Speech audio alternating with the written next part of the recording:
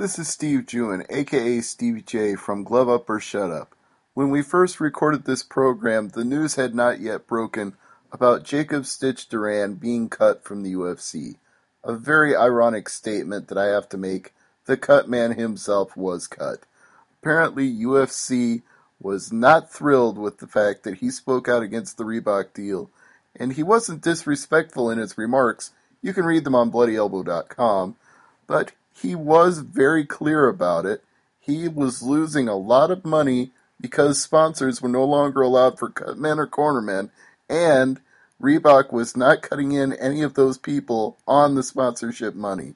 He went to UFC and asked about it. They said there was no more money to give. The entire pie had already been spent. So he spoke out about the money he was losing, and they responded by letting him go. Very unfortunate news, and really a devastating blow to any of us who know him or have spoken to him, because he's a true class act, a great representative of the sport, and he is going to be greatly missed by the MMA community, especially at UFC live events. Although I wouldn't be surprised if somebody like Bellator MMA or World Series of Fighting snapped him up right away, because he's invaluable. His advice, his ability to corner and doctor for fighters, his hand wraps. Everybody likes getting their hands wrapped by Stitch. He's one of the best in the business, bar none. And his whole family are just wonderful people. You could not meet a nicer group of people than the Duran family. So I say this from the bottom of my heart. I regret this decision by UFC. I think I speak for my co-host Peter H. as well. It's just a bad move by UFC. They should have found some money in their pockets and paid him the difference on whatever he was losing in sponsorship money. That's all I have to say. Now let's get on with the show. You're listening to Glove Up or Shut Up on the Angry Marks Podcast Network.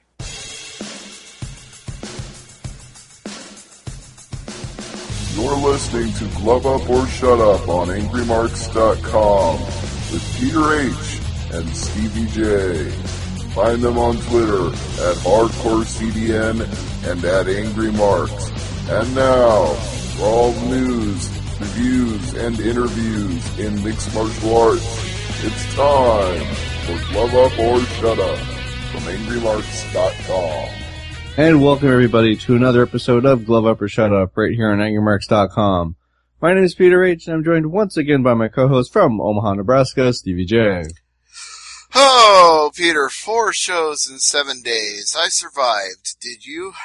Yeah, I tried to watch as much as I can, but and that's not counting Bellator and Titan FC. That would be 6 shows in 7 days.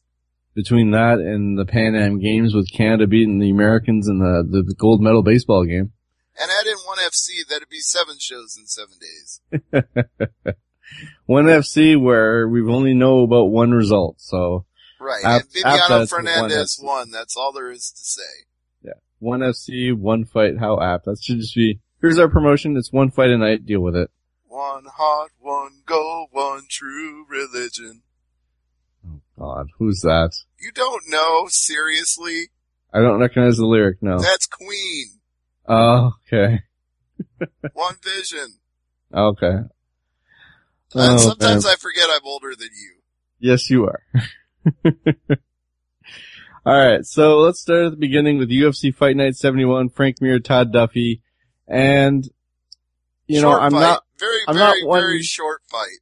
I'm not one to say that I told you so? Yeah, it was. Go ahead and rub it in. I just thought Duffy was biting more than he could chew here, and sure as shit, within the first round, you know, Mir looks slow at the beginning, but Mir looks slow, you know, the first couple minutes until he gets the feeling of the fight there, and then he just picks up steam and away he goes, and he just caught Duffy with a great punch, and he did the face first nesty plunge into the mat, and man, I haven't seen a referee dive that fast to save a fighter in a while. It was like, oh shit. Well, to be honest, I still don't think I made a bad prediction because Todd Duffy had some momentum going into this fight. Frank Mir hadn't had a most stellar track record over his last 4 or 5 fights, so honestly, I would have made that pick, even knowing what I know now. I would have still made that pick. Favorite going into that fight, though, wasn't he? I believe Duffy was the favorite on the final odds going into the fight. Now, I noticed, I think it was on the fight night we're going to talk about in a couple minutes, the Bisping fight. Are the new graphics only for previews? No, as far as I know, they're using them for everything. Okay. The was the old fight clock on the fight night there in Scotland. Maybe they just didn't have the updated graphics for Europe. Maybe somebody forgot to send them. Maybe. Anyways, Mir wins, doesn't move anywhere in the rankings. He's still number 10. No, and I'm not really surprised by that, given there was not a lot of upward mobility to be gained by beating Todd Duffy. The book that they send us, the instructions on how to rank things, even says upward mobility low. That was their exact description of this. Like, if Duffy won, his upward mobility was high. Frank Mir wins, he pretty much stays where he is. Any word on Hapa Brown? No, I don't believe he was pulled from the rankings. I'd have to go back and double check what I ranked, but I believe he was still in there. Let me look real quick while we're recording this show right now. And in the heavyweight division, he is still ranked number 5, so he did not get pulled. I guess they're saying innocent until proven guilty, perhaps, or innocent until they make a decision or something. Maybe they'll put out a special email or something. Or suspended for an internal investigation is not the same as suspended from the rankings. I guess they're just drawing a distinction between the two. I don't think there's a precedent here with the new ranking system. I think they're playing it by ear at this point. I think the only way you really get removed from the fighter rankings is if you get cut, fired, or are medically ineligible to compete for over a year and just no longer qualified due to inactivity. Fair enough. Unless your name is Rashad Evans. Well, no, we don't want to get into that debate again. That's inactivity. I did, running your mouth. Yeah, well, we could say the same thing about Renan Barao, and he's fighting on Saturday. Yeah, that's true. And we'll get there. So the official time was 1 minute, 13 seconds. Co-main event was Tony Ferguson beating Josh Thompson. Man, this, one-sided? Yeah. Which surprised me, because Thompson is pretty good.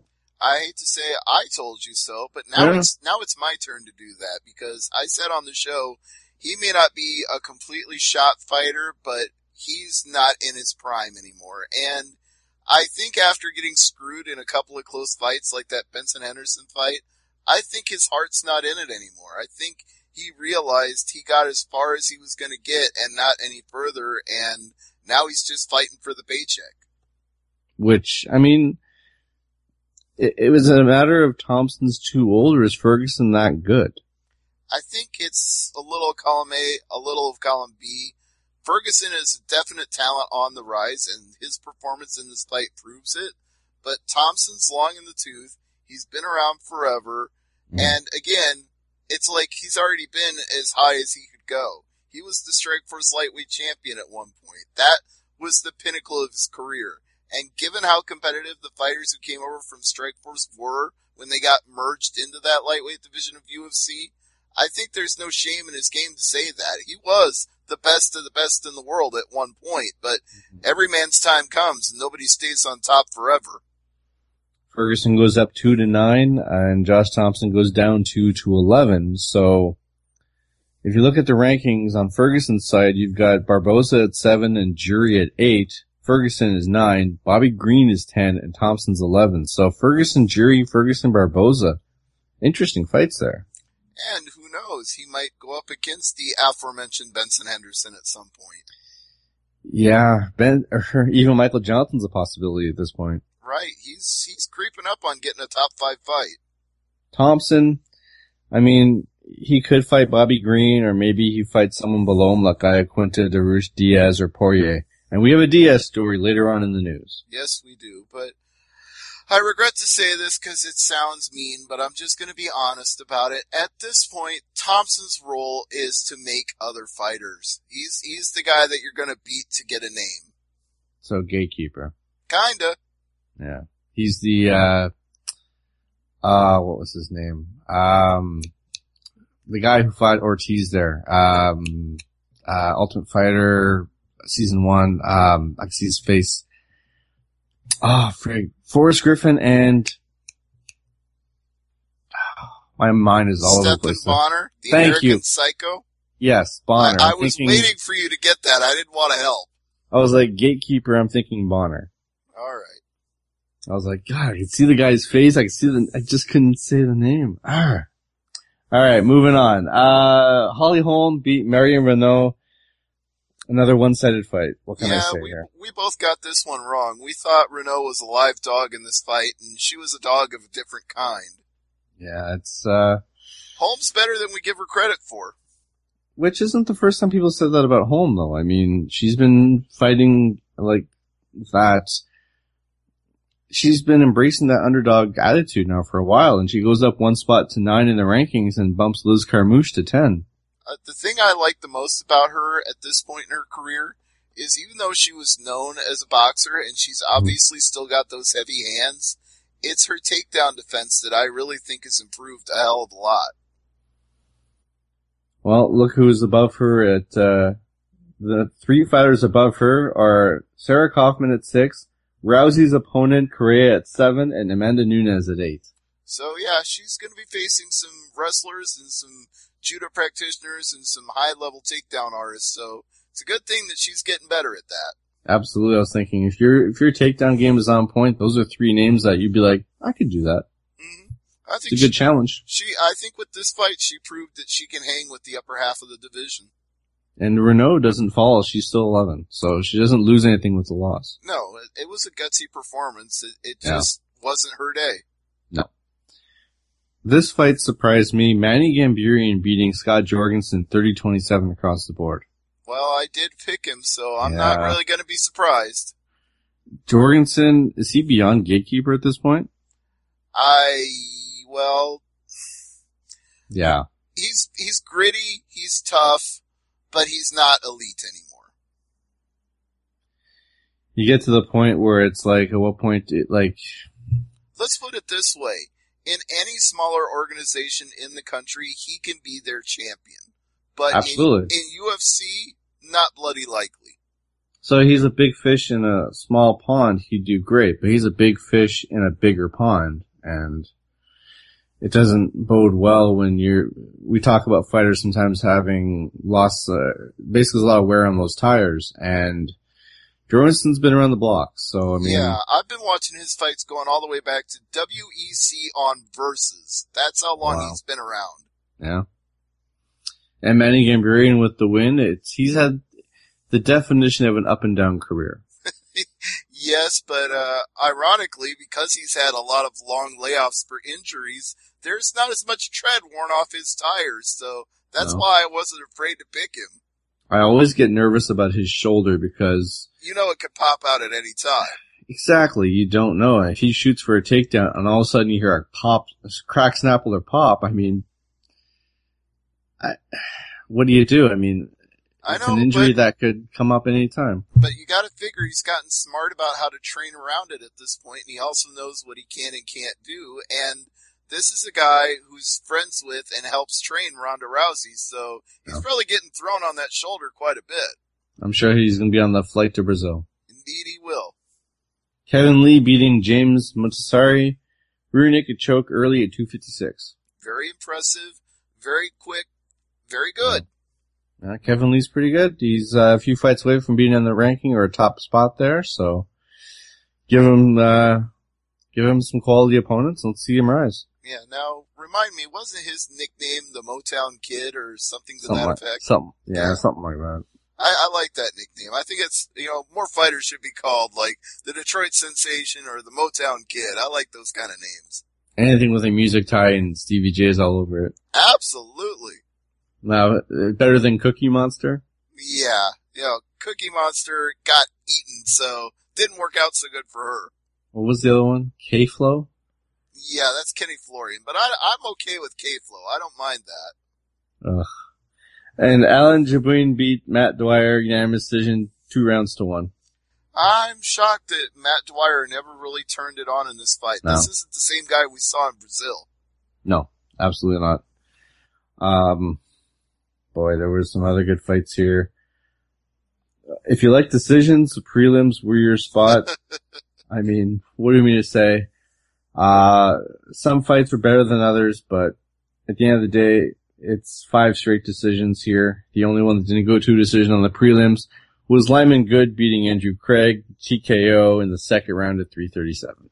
I gotta say, that one really made me happy, and not just because I've interviewed him, but I've been watching this guy for a long time, going all the way back to the early days of Bellator, so it was nice to see him finally get his shot in UFC and make good when he did. Mm-hmm. So any fights on the prelims you want to talk about, or are those decisions pretty much standing up on their own? Lyman Good would have been the one that I talked about, and you just already went there, so you've covered it. All right, let's move on to Bellator 140, a very interesting show, to say the least. And before we start, did you see the Bellator photo that was released? It's an artist rendering of what that Glory Bellator show is going to look like. Right, you're talking about Dynamite, which is going to be at what they used to call the Shark Tank in San Jose. And what do you think of the picture? It's very interesting because you have the Bellator cage over to the left, you have the Glory kickboxing ring over to the right, and it looks like the crowd is going to be seated around both of them simultaneously with risers on either side. And in the picture, they're actually having fights simultaneously. I'm not sure that'll actually happen. I think they'll run one set and then they'll run the other set. I don't think they're going head-to-head like War Games. Well, War Games didn't have, well, let's talking the main event, but... Right, but I'm saying there won't be competition in both rings at once, which was a War Games staple. Yeah, you're not going to have them. Okay, let's go to Cage 2. Mm-hmm. No. Let's just no. All right, Bellator 140, Lima defending his title here, and I mean, it wasn't his night. I mean, what do you mean to say here? I still think he might have been injured again in training camp and didn't want to pull out of a second fight in a row because he was just sluggish out there. I mean, Koreshkov would throw these spinning kicks and shoot in for takedowns and just dump Lima with ease. And when Lima would finally get back up, he'd stand there, he'd throw one punch. He'd move, he'd throw one punch. Koreshkov was just outworking him all 5 rounds. Well, here's the thing. The scores for this one, 50-45, 50-45. So it was a one-sided ass-kicking. And the third judge, 48-47 for the winner by unanimous decision. I'm like, wait, what? What? I really How don't the hell know. do you give Lima Peter, 2 rounds there? I know you love to bitch about the scores, Peter, but I have no problem. There was at least one round that I thought could have gone to Lima. So usually for scorecards, 49-46 would have been okay. And 48-47 just means that there was another round that was closer than I think. And the judges see things that we don't. True, but I mean, if it's 48, it depends on the circumstance for certain scores. 50-45, 50-45, fine. I can see that. I could see a 49-46, but when one person sitting next to you says 3 rounds to 2 and you have it 5 rounds to 0, I mean, I don't want to say hometown scoring or anything, but... Well, I don't think it was hometown scoring for either guy, because one guy's from Brazil and the other guy's from Russia. Well, one guy's in Atlanta now by way of Brazil. But you know what I'm trying to say. I know what you're saying. It's like Mike Swick fighting out of Thailand, but from the U.S. Right. And they were in the Mohegan Sun in Uncasville, Connecticut. Not really hometown for either guy. No. But anyways, Koreshkov, your new champ there in the welterweight division, and man, that's a tough... I don't know if he rematched these guys right away. Maybe Lehman takes some time off to heal up some injuries, but who in that welterweight division do you have Koreshkov fight next? Well, why don't we just talk about the rest of the card, because that's all your contenders. Yeah, pretty much. Paul Daly beating Dennis Olsen, TKO second round in minute 12. The only reason I'm not going to say Daly in that, because Daly is slated, air quotes here, is slated to fight in the Dynamite show. Right. He could do either one. He could do the kickboxing part, or he could do the MMA part. He's one of those dual sport athletes. But the real story of this fight was that Olsen was a lot more game than anybody expected. Yeah? It was pretty much slated, since that's your choice of word, I'll use the word too. It was slated to be a one-sided shellacking, and Olsen went out there and actually got a couple of takedowns and hung in there pretty well. He was taking a little bit of a beating here and there, but until the second round, he really wasn't getting hurt. And then in the second round, he just got blown up by some dynamite from Semtex. Well, Slater's gonna slate.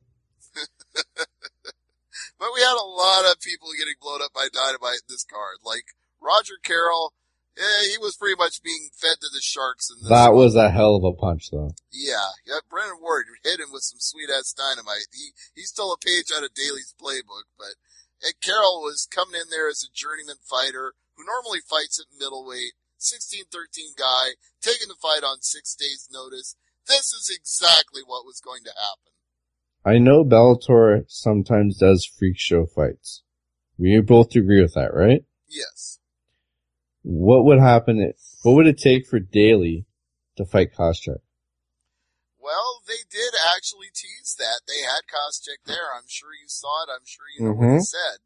I missed what he said, but I did see him at the event. Well, Daly said, I still don't like him. I still don't like his stupid haircut. Anytime he wants to go, we can go. I mean, I remember when that incident happened in UFC, it wasn't the best fight, but I mean, the post-fight antics of Daly, kind of want to see a rematch here. I'm not sure that's freak show part of me, or it's just, I don't know, like, is Koscheck at the point where he's washed up now, or honestly, does he have a few fights in that could be that level? There's no reason to have Koscheck be invited to the event to give an interview and then for Daly to respond to the interview in his victory speech if you're not booking that fight. They know what they're doing. None of this is accidental. Now, I wish when I watched the replay of this that I could have inserted a sound effect for the Paul Bradley-Chris Honeycutt fight. It'll have like a cymbals crash. Or like 2 blocks of wood slapping into each other. Just crack. It was vicious. Accidental headbutt in the second round. This is what happens when you get 2 wrestlers together. They both dive for the legs and they run right into each other. And that cut was nasty. It was deep. And nobody wanted the fight to end. It's not like either one of them was concussed or woozy. But the doctor took a good look at Paul Bradley and said, nope, that's a deep gash. We can't close this up.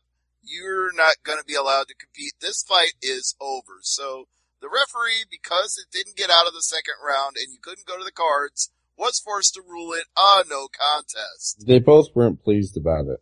No, neither one wanted this outcome. So they'll rematch these guys, I'm sure. At some point down the road, but what are you going to do? What are you going to do? And Michael Page beat Rudy Don't Call Me Teddy Bears by knockout in 1 minute and 5 seconds of the first round. Well, his actual name is Bad News Bears. And it was bad news for him because Michael Page just one-shotted him and walked away. It was like, nope, done, bing, over. Yep. Game over. Yep. As far as the prelims are concerned, we got a Kimura, a guillotine choke, a triangle choke, and Americana. This is the prelim card I wanted to see in the UFC. Yeah, this was a pretty fun night of fights overall. It may not have been the biggest show of the year in terms of the size of the audience that was watching, but if you like submissions and you like finishes, Bellator 140 was your card.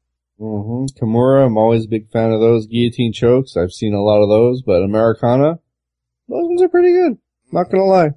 And I mean, even the TKO was right on the money too, because poor Dunworth was just getting unmercifully beat, and the doctors stopped him to take a look at the cuts, and they were like, nope, throw in the towel. This guy doesn't need to take any more of a beating than he already has. And I was happy for that. I'm like, good corner man, good referee to see it, good everything. It was like there was no loser in that situation.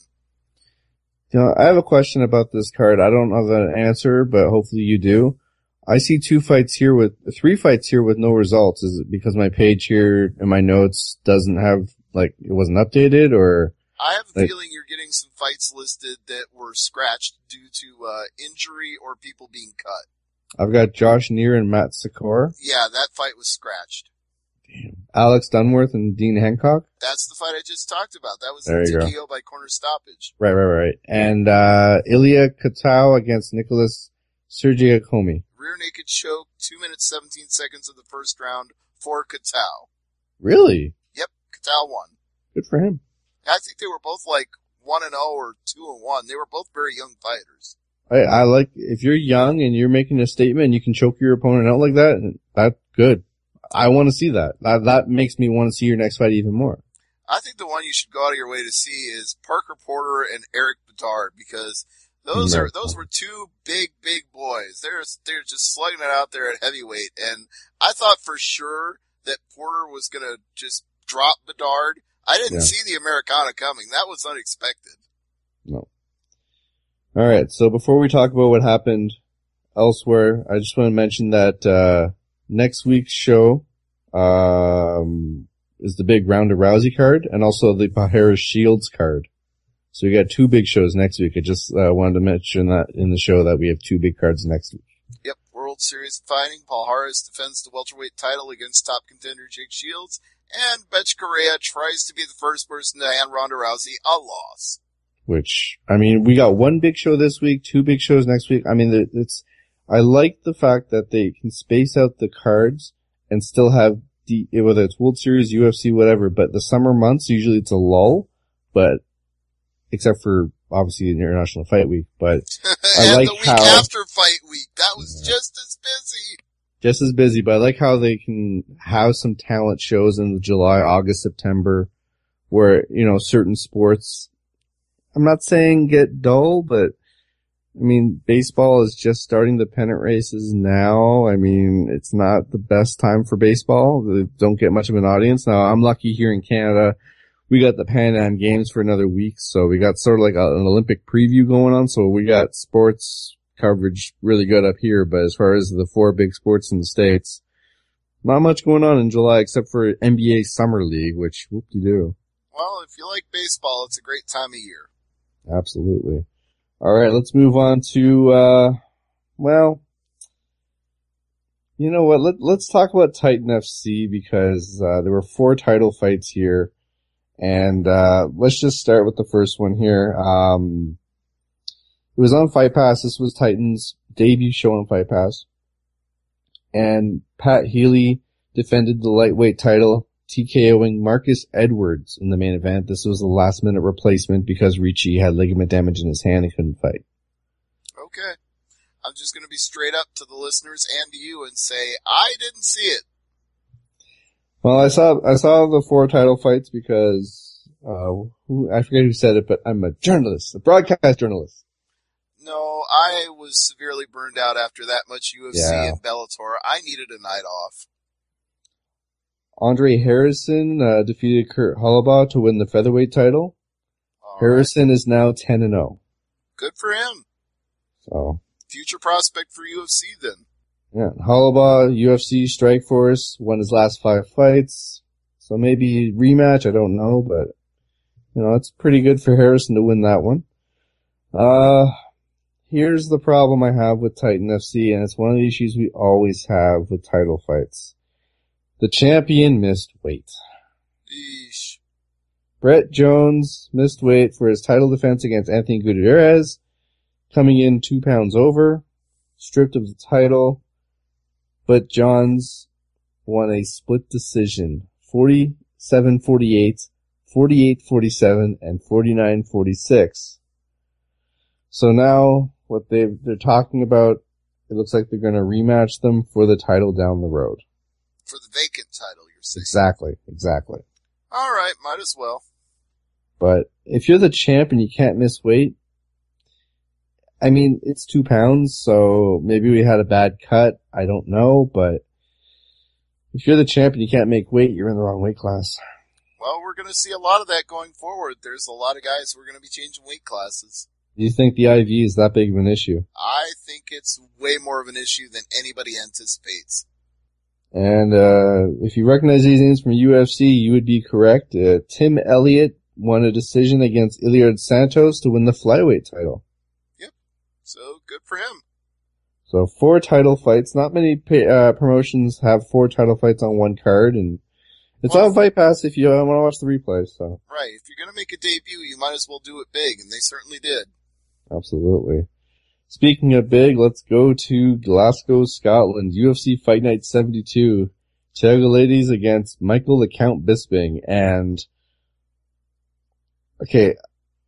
Are you going to have another issue with the scorecards? No. I had Bisping winning. Well, here's the thing. I had Talis Ladies winning the 3rd and the 5th round, and the rest of them I could see going either way. So I wasn't surprised that it ended up the way it did. I had 3 rounds to 2 for Bisping, very close fight, but you didn't have to show Bisping's toe after the fight. Yeah, he sliced up his toe, something fierce. Someone actually referred to it as a piece of bacon hanging off his toe, like, ugh. Just, what's with fighters and dislocating their toes in gnarly fashion? We've seen it in the past so many times where it's like, it's not a common occurrence, but it's like, again, fuck, it looks so painful. Yeah, I just don't know what to tell you about that. But what I do know is that those 2 rounds that Talis Ladies won, he gave Bisping a beating. Yeah. It was like, this is one of those cases where you win on points, but you lose in appearance because Bisping had been through hell and back. Mm-hmm. Now, does it surprise you what happened in the post-fight at the post-fight press conference? No, why should it? Bisping tore Vitor Belfort a new one, apparently. Bisping has been saying these things for a while. It's not new. No, but it's like, is he angling for a fight? Is he just running his mouth? It's Bisping. I'm not sure anymore. It's both. I guess. There's no reason to draw any separation between the two when it comes to him. Hey, we've known this about him for a while. It's why people hated him for a long time, and now it's the reason people love him. He talked shit.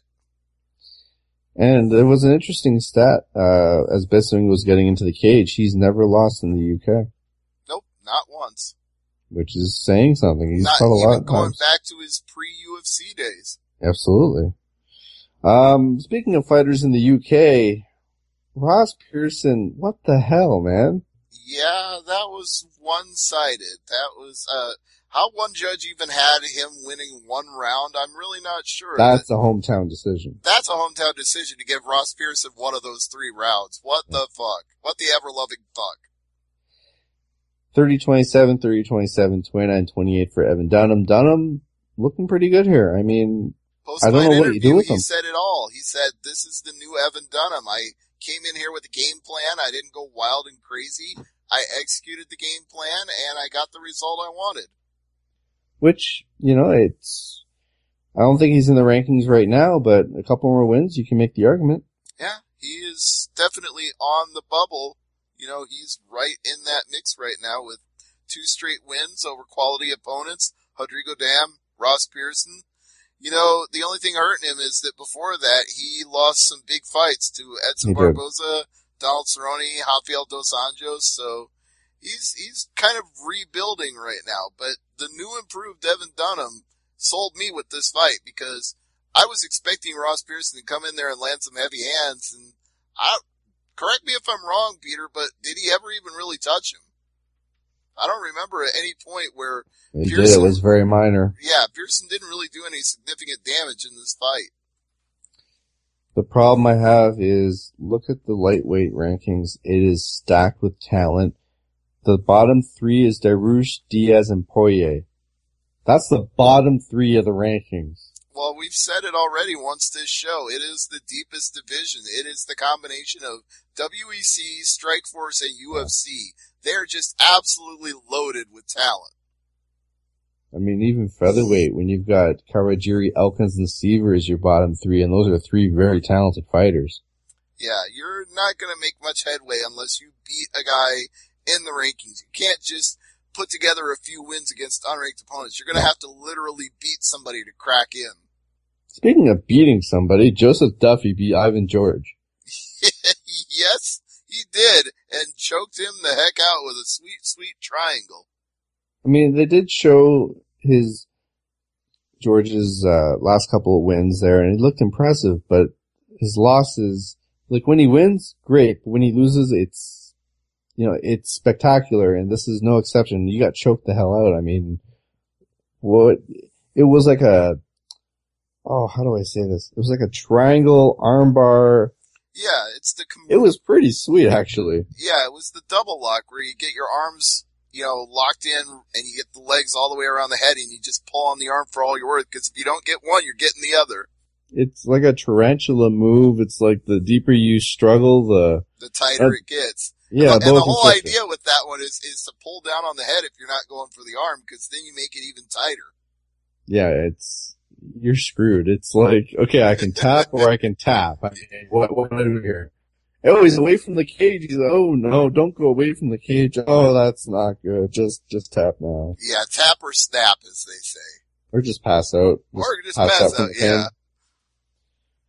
Joanne Calderwood against Courtney Casey. You know what? I give Courtney Casey a lot of respect for this fight, for coming in on short notice. Yeah. She was very competitive in this fight. Calderwood, man, she's impressive. I'm not gonna lie. Like, she impressed me, and her fights really do impress me. I don't know what it is about her, but it's something where it's like, I'm really happy when she wins. Like, you can tell that she's put in the hours in the gym. Like, you can definitely sense that this is a fighter who is only on the rise here. Right. Well, you talk about the murderer's row. Look at that strawweight division and everybody that's above her. She's got to be glad right now that she got the fight of the night bonus and that she fought basically a hometown fight, because everything from this point on for her is going to be super, super hard. You know who I'd like to see, and you'll probably think I'm crazy for saying this? Who? Torres. Tisha Torres? That would be a fun fight. I mean, from a fight fan standpoint, those two could light it up. I have no disagreement with you on that point. Moving on, Leon Edwards against Paul Palak. What do you want me to say here, Stevie? I napped. I didn't pay attention. This was boring. I was looking for the fast forward and it kept saying, sorry, you're watching it live. Like, damn it. Like, I can't fast forward live TV. Damn. Oh, yeah. Stevie Ray against Leonardo Mafra. TKO first round 230. It was like a hello. Like, just, oh, he knocked him out. Damn. You want to know what's funny about this? What's that? His actual name is Stephen Ray. So, much like me, Stevie is his nickname. I still like Stevie Ray because it's the old Booker T Harlem Heat combo. It's like, you gotta go with Stevie here. I know. It would have been funny if he'd actually come out to that music, but I doubt UFC would have let him. Well, if they do, they can't put it on the replay or the DVD release or anything, but just have, if I was in Houston, that'd be hilarious. Yeah, it would. But have him stare at his hand. It's funny you mention Houston, because this guy has never had a UFC fight outside of Europe. His last one was in Krakow. This one was in Glasgow. Can we get this guy booked in the U.S. at some point here? Feed him some Kung Pao. There's got to be a city with a big enough Scottish population that they would absolutely love to have him. Yeah, Boston. No, I think that's more Irish than Scots. Irish Scots. There's a good mix I think there's a city in Canada, actually, that has a huge Scottish population. I'm sure there's a few Scottish cities. I'm sure there's a few, Stevie, up here for sure. As far as the prelims, you had a decision, a knockout, and a TKO. The knockout was Latifi beating up Hans Stringer with 56 seconds on the clock. Oh my god. Actually, there were two knockouts. Rob Lightford beat Paul Redmond. Oh, that was the TKO, right. The Latifi one was better. Yeah. Well, the Latifi one's impressive because he is such a short, squat, powerful, light heavyweight. He's like 5'9", 5'10". He's kind of short for a light heavyweight, but boy does he pack on the muscle and the power. Yeah. And the fight passed prelims at 10 in the morning. 2 TKOs. Rivera beat Brimage, which surprised me. And Melnichuk beat Chris De La Roca, which should surprise nobody. No, with 48 seconds. I mean, that was a quickie. Yeah. It's like, oh, good, I done my fight. I didn't even break a sweat.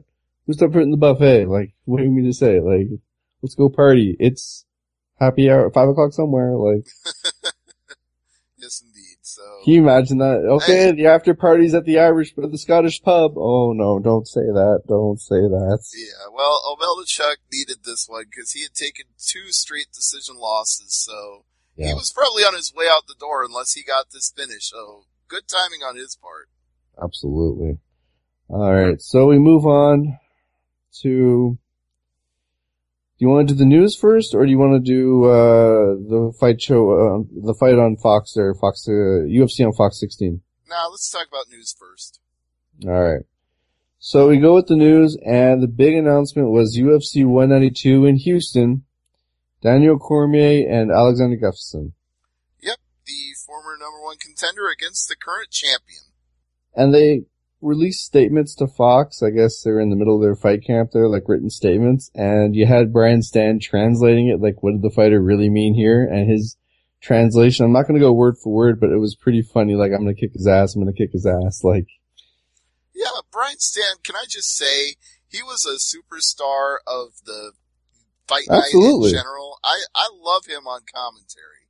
Absolutely. I mean, I think he's found his niche. I mean, I don't see him as a trainer. I see him as a broadcaster. He's definitely put in the hours, and it definitely shows. And the honesty, too. That's the thing that really shines out to me. Like, when you see a fighter get kicked in the cup, and Brian Stan just out says, he should milk this for a couple of minutes. I'm like, wow, balls. That takes balls. No pun intended, but he actually admits that a fighter should milk an injury. How many commentators would say that? No, not many. We did forget to mention a note about Joseph Duffy, though. What's that? He's the last person to defeat Conor McGregor. Oh, that's right. Well, they did mention that on commentary. And at the post-fight, it was asked if he wants to fight Conor, and apparently Duffy's got no plans to go back to 145. No. And why would he? Oh, I'd love to see that fight after that performance. Put Conor in a freaking double submission. I mean... No. I think he's fine in the weight class he is, and Conor's fine where he is. Oh, Conor. Yeah. Well, can you imagine the promos, though? Yeah. You beat me once, it'd be like that George Bush thing. You fool me once, shame on you. Well, you know what? Get Duffy all the way up to the point where he holds the title of his own, then maybe that fight's worth doing. Fair enough. We do have a fight announcement for UFC Fight Night 74 in Saskatoon, Saskatchewan. It's Olivier Aubin-Mercier against Chris Wade. Aubin-Mercier, you remember he gave a muffin to his opponent at the weigh-ins? Yes, I do. They're calling him the Muffin Man. I'm fine with that. I have been high on Aubin-Mercier for a while now. You know that when I've talked to people from TriStar for interviews, I bring his name up, and they all say the same thing. He's amazing. He's the next McDonald. He's the next GSP. He's that good. And I see it too. When I watch Aubin-Mercier, I feel like the kid is a phenom on the rise. You gotta get a soundbite. If anyone's listening, can you just soundbite what he just said? Stevie J says, I was high. There's a good awkward pause there. It's perfect. Well, I'm not Nate Diaz, so I'm not that kind of high. Had to go there. All right. Ronda Rousey. There's so many good quotes she said in the past, week or so. Did you hear what she said at the ESPYs? Yeah, that she basically got even with Money Mayweather for saying that he could kick her ass at any time. So when she won the award for Fighter of the Year, she said... beat Mayweather. Yeah, Mayweather's in contention, and she just said, how does it feel to get beat by a woman? So that didn't stop other quotes this week. She said, on a potential fight with Cyborg Justino, Cyborg will fall into obscurity without me. I mean, is Cyborg even relevant if she doesn't want to fight Rousey? Like, if that fight never happens? Like, where would her legacy be if she doesn't fight Rousey? You've got to find credible opponents for her to fight, and there aren't that many out there at featherweight. I mean, it's a fight we want to see, but it's a fight we might never see. I've given up on it, and you should I know you too. have. I don't want to give up on it. I really want to see it. No, it's not. There is no way in hell that she is getting down below 145. It will never happen. Never. You can put me on the record on that. 100% odds that it will never happen. If that fight happens, I will give you 99.999 negative odds on that. That's how sure I am on that. If that fight happens, how big of a favorite would Rousey be, though? Considering that she's going to have to cut to meet Rousey's weight, yeah. Rousey would be again, minus 999.999. That's wow. I don't see any chance that Cyborg makes 135 without just completely gassing herself out. She would be so drawn out and so dehydrated, the fight would never take place. The fight would be with her getting an IV in her arm in the hospital. Speaking of She fights, would need it. She would be medically disqualified. speaking of fights that will never ever happen, we talked about Fedor last week. Right. And a certain fighter was asked about Couture. a potential fight. Yeah. Yes. And Couture is open to it. I don't know. That's never going to happen either. He's open to the idea. What promotion's going to hold it? Anyone who wants to. He's already burned his bridge with UFC, and what does Bellator stand to gain? Well, I mean, Couture and UFC have been sketchy for a while now. I mean, they won't let Randy corner his son in the octagon. I honestly don't see how, he's a Hollywood star now. He's in big blockbuster franchise films. What is there to gain from him at his age to take that fight? Hell, how'd the fight with M1 in Russia? No, they could have done that anytime they wanted to. That's There's a reason that didn't happen. Yeah. Well, I'm going to file this next story under something I would never see. Misha Tate and Brian Caraway are going to be cornering each other for the UFC on Fox 16 card. Why not? I mean, how many MMA couples do we know of? And for them to corner each other on the same night, like, what? It's random. It's not exactly unprecedented, though. Who? I'm sure that back in the day that Cyborg was still married to her MMA husband, they've separated. That's why she's Christian Justino Santos now and not Cyborg Santos, because it's, I'm sure that she cornered his and he cornered hers. Okay. It's not an everyday thing. It's usually a fighter doesn't corner someone on the same night where they're fighting someone. Hey, the Miller brothers had probably cornered each other on the same card. Yeah. No, the Miller brothers are crazy. Alright, there's a talk that Poirier wanted to fight Ala Quinta when the Melendez fight crapped out, but obviously didn't happen, but a Poirier Quinta fight would be pretty good. I'd have no problem with that. It'd be a good ranking fight. Move somebody up, move somebody down, get some momentum going. Now, let's talk about CM Punk just for a second. Sure, why not? Do you put him on a card with a big name main event? Or you put him on one of those cards where it's so-so and let the CM Punk fight really sell that card? At this point, I'll tell you what I'm thinking. You can agree, you can disagree. UFC 200. No! Yes. Why? Why? Make him the opening fight on that show. But that's like July next year. Yeah, but he's still training. I don't know if he's going to have a fight before then. I say just hold it off till a big show like that and make it a really big deal. Another year of this CM Punk fight talk before the actual fight? I don't know, man.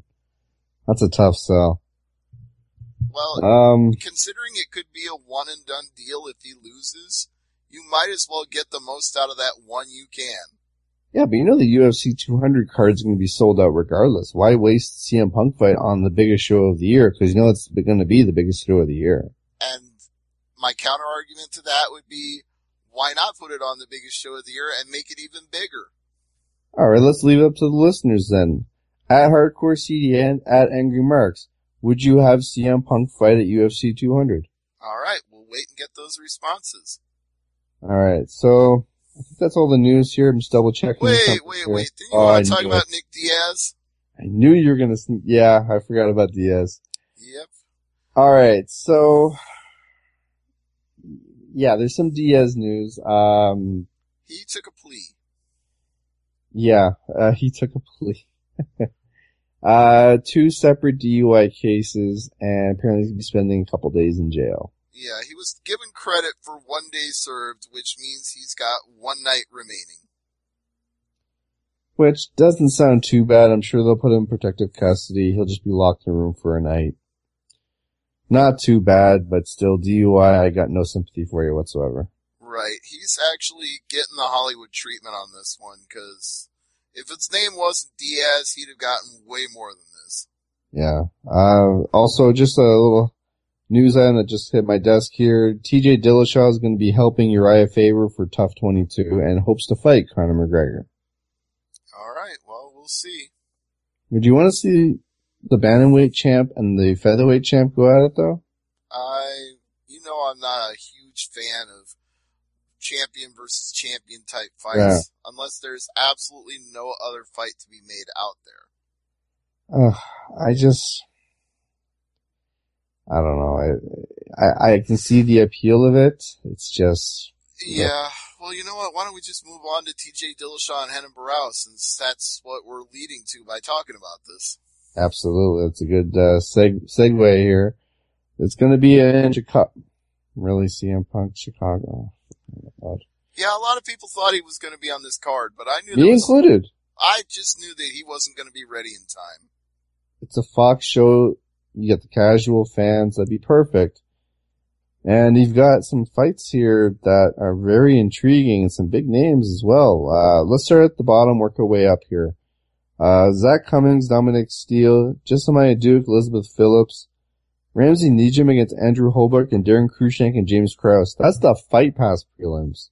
It's not bad. I mean, it's maybe not names that are like the casual public big names, but for fight fans, that's a good set. Prelims on Fox starting at 6. Brian Caraway, Eddie Wineland, Kenny Robertson, Ben Saunders, Danny Castillo, Jim Miller, and Gian Violante against Filthy Tom Lawler. Yeah, that's the main event of the Fox card. So it just remains to be seen if Filthy Tom will get away with one of his pro wrestling style entrances. Oh, please do CM Punk on this one. That would be hilarious, but I have a feeling with the new uniform policy, they'll probably put a kibosh on that. Oh, gotta get some originality though. You gotta do something. Well, I think he said he'll get to do something at the weigh-ins, but he won't get to for the actual fight. He was the one that did the Austin Dan Severn one, wasn't he? He's done Severn, he's done Hogan, he's done a bunch. Alright, going on to the main card, let's just break down these real quick. Takanori Gomi and Joe Lozon. Alright. Well, it's an interesting fight. Who do you got, the Fireball Kid or J-Lo? I got Gomi. Okay. I don't know why. I see Gomi winning this, and I think it's decision 2-1. It's gonna be a very close fight. I like the Fireball Kid a lot, but his UFC record is not that stellar. He's lost 2 of his last 3 and 4 of his last 7. It's not going all that well for Takanori Gomi in his UFC career, and Lozon is one of those guys that racks up fight bonus after fight bonus after fight bonus, so I can't agree with you on this one. Even though he got knocked out by Ally Akinta, we know how raging Ally Akinta is a hard hitter, so I'm not saying Gomi is any less of a hard hitter. I just think he's more shot. I think Gomi's playing with house money because if he loses here, I don't think he's going to be along for UFC. You might be right about that, which is why I don't think he's going to get the better of Joe Lozon. I think he'll be better prepared and stronger in every aspect of the game. All right, Edson Barboza against Paul Felder, which could surprise some people. Felder is undefeated, 10-0. And Barboza's pretty good with those submissions. And Barboza is great with the leg kicks. Oh. Yeah, he's pretty nasty with that shit. Should be a field goal kicker or something, man. Just. Yeah, I think he might have played some soccer before he got into UFC. Just looking at how powerful his legs are. I mean, Christ. Oh, he should win by a head kick and just start yelling, "Go!" Of course. That'd be hilarious. Yeah, well, right now, this is a coin flip fight. Felder is plus 105, Barboza is minus 125. Yeah, definite coin flip for sure. I gotta go with Barboza here, though. You know what? This is not my final decision on it. I'll say for right now, Barboza, but I could change my mind in a couple of days. Co-main event. Before you move on, Lozon is the minus 250 favorite. Well, I mean, as I said before, Gomi is playing with house money here. He has to win here. His back's against the wall. I think when you have that situation and his skill set, very dangerous fighter. Indeed. And speaking of dangerous, Jessica Ai and Misha Tate. Which could be the fight of the night. Yep. And just since we're talking about the odds anyway, Tate is minus 190, Ai is plus 165. I'm kind of liking the dog in this fight. Yeah, if Tate wins here, do we have to see her fight Rousey? I really don't want to. I keep telling you, if she beats everybody in the division that's ahead of her, that what choice do they have? Retire? It's like you go get your second best fighter in your division and you can't beat the champ. Rousey has dominated her.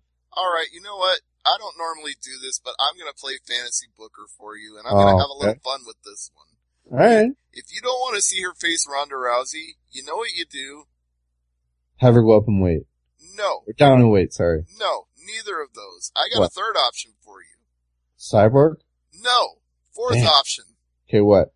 Tanya Evinger versus Misha Tate for the Invicta Bantamweight title. Oh, come on, man. Well, if you're not going to put her up against Rousey, why not? Why not?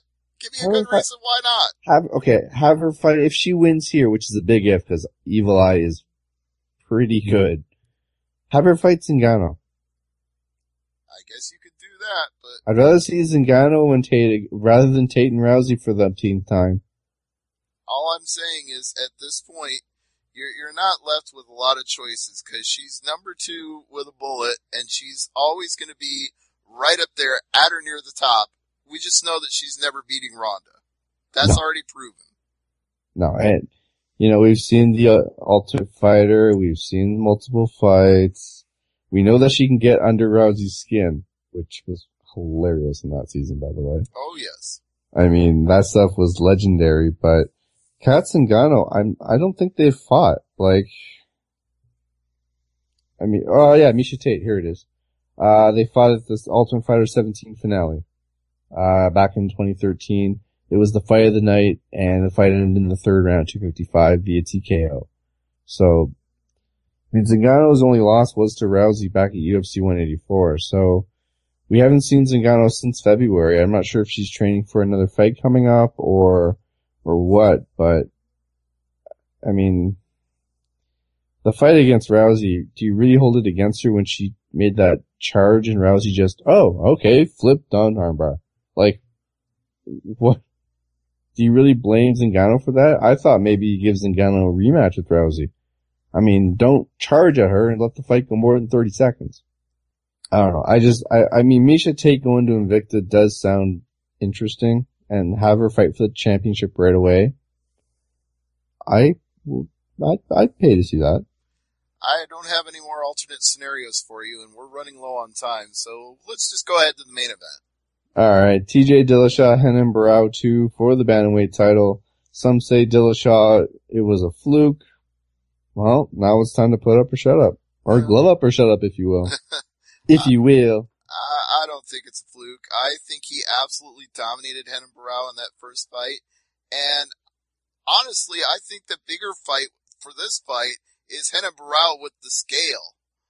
Oh, really? You're gonna go there with that? Absolutely, I'm gonna go there. With the new rules they have in place, can Renan Barao even make the bantamweight limit at this point? I don't know. And if he does, is he gonna be completely spent?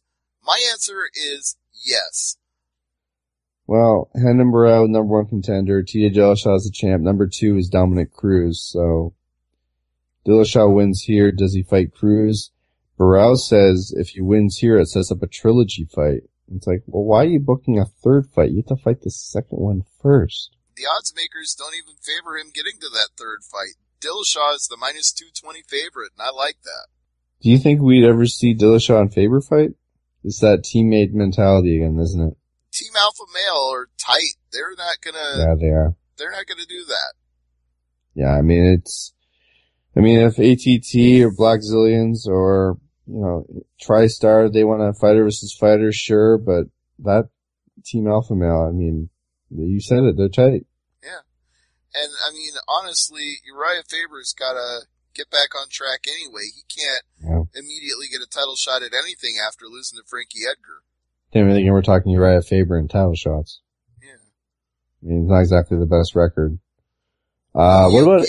No. Sorry, I have to correct you on that one. You say that every single time, like it's a statement of fact, but I saw this guy in World Extreme Cage Fighting reel off like 5 successful title defenses in a row. Yeah, but we're talking, okay, it wasn't the same division as it is now. It's much more wide open now. Well, it was at a different weight class, and he was dominant in that weight class. So, I got absolutely no problem with giving Uriah Faber his props. Now, do you think, we talked about alpha male being tight, what about AKA? Yeah, those guys roll pretty tight too. Yeah, it's one of those things where I don't see them fighting teammate for teammate unless it's something crazy, right? Mm-hmm. Alright, so, who you got? I said it. I got Dillashaw. I absolutely have Dillashaw. I'm going to be amazed if Renan Barao even makes the weight. If Barao misses weight, I'll be very disappointed because it'll be a non-title fight. And then if Barao wins, it just would, in essence, create that trilogy fight. He's not winning. He's not either way. Even if he misses weight, he's not winning. I don't want Dillashaw is not a fluke. This guy is legit. I don't want Dillashaw looking past Barao, though. Barao is very talented. I'm not saying he wasn't talented, and I'm not saying he wasn't pound for pound one of the best fighters in the world, but with the new weight cutting rules, I think he's been exposed. Do you think this fight goes the distance? No. Really? No. I think Dillashaw finishes him by the third round. Whoa, third round. Seriously, what part of TJ Dillashaw is for real are you not getting here? Well, considering the last fight, I didn't expect you to say third round. There's only 2 people that have handed TJ Dillashaw a loss. And one was John Dodson, and we know how hard that guy hits. Cause he's got cardio for days. Yeah, Dodson has cardio for days, and he has power. He rang Demetrius Johnson's bell. And how many people do you know who've done that? He didn't win that fight, but he had a chance in that fight. He hurt him. He hurt him bad. So there's only 2 people he's lost to. One's John Dodson, and the other is Rafael Assunção. And that was a split decision that could have gone either way. But the problem I have here is that Dillashaw, if you look at his record, like, you know, his last 4 fights, distance, 5th round. You know, he's not a closer unless like the Soto fight, he was toying with him. Let's be honest. Soto put up a hell of a fight, but Dillashaw was toying with him. And the Barao fight went into the 5th at 226. This fight was a long-lasting fight. Yeah, but it was an incredibly one-sided fight. He was beating Barao every single round of that fight. Yeah, and then at the 5th round, basically, it was sort of like Rory McDonald, where it was like, enough was enough. And see, this is why I'm saying he finishes it by the 3rd round, because he's going to be tired of having these long fights with everybody, and he's going to go out there and prove a point. He's going to go out there and show people, I can rock him, I can jump on his back and take the choke if I need to, or I can just finish him with strikes standing. Well, I'll go with Dillashaw, but I'm going to say distance. I don't see it going 3rd round. I'm sorry, but I just see this going to the judges. I think under the bright lights and the big spotlight of Chicago at the United Center and on Fox, I think it's going to be a great night for TJ Dillashaw. Yeah. Team Alpha Male guys shine in the spotlight. All right, so what's up for Thursday Night AMP this week? I really can't say for sure at this point. We may have a guest, we may not. It's up in the air. It's just going to be one of those wait-and-see things. And that's pretty much how it goes these days. That's how we ended up getting Daniel Puder. It was like, will he call, will he not? And he called right in the middle of the show. So we had a surprise guest, and it was a pretty big one at that. Was he tough enough? Yeah, he was. Oh, he was more than tough enough. In fact, he started laying on controversial topics where I was like, you know what? Maybe I don't want to talk about that, Peter. Let's move on to something else. Oh boy. That's not good. Politics and religion. That's all I can say about that.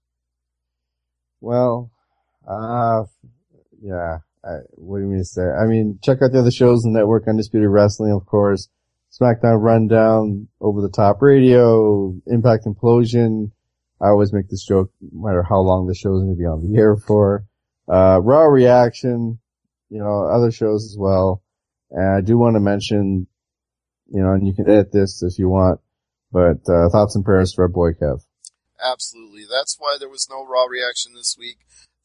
That's why Undisputed Wrestling Show went on hiatus, because he had to deal with some personal family issues. We'll let him talk about that on the air if he wants to, but very tough times for Kev, and Godspeed to him, because it's difficult to deal with that. So we give him nothing but love and respect. Yeah, absolutely. And don't forget our talk about CM Punk fighting at UFC 200 at Hardcore CDN at Angry Marks. Let us know, do you want to see CM Punk fight on that card? Hell, if you're listening to this right now on a YouTube replay, leave it in the comments section below.